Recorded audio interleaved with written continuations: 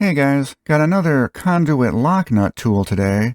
This is the Channellock 960 Conduit Locknut Pliers. Unlike the Gardner Bender ones that we looked at last week, which were wrenches, the Channellocks are pliers, so you can grab onto the nut and hold it one-handed.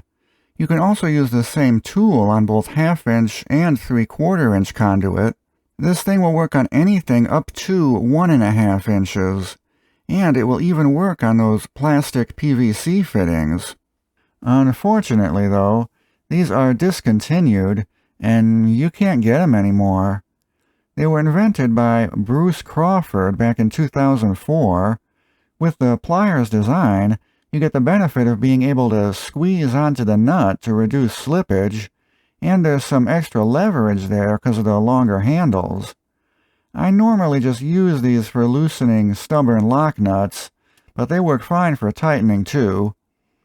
Most of the time I just find the Gardner Bender wrenches more convenient, but the thing with these, there's no way to hold on to the nut.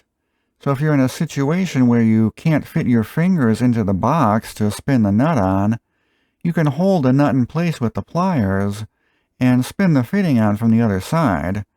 Kind of an unusual use case, but it works. These do have the same issue with those stamped sheet metal lock nuts. There is a tendency for them to slip off of there.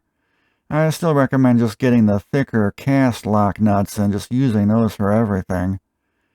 And these also have the same issue where if there's a tab in the box above the fitting, you're just not going to be able to get these in there.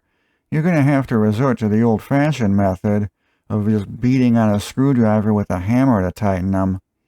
So while I do prefer the Gardner Bender wrenches most of the time, the Channellock is still a cool tool, especially if you're working on multiple different sizes of fittings, or old fittings that are corroded in place.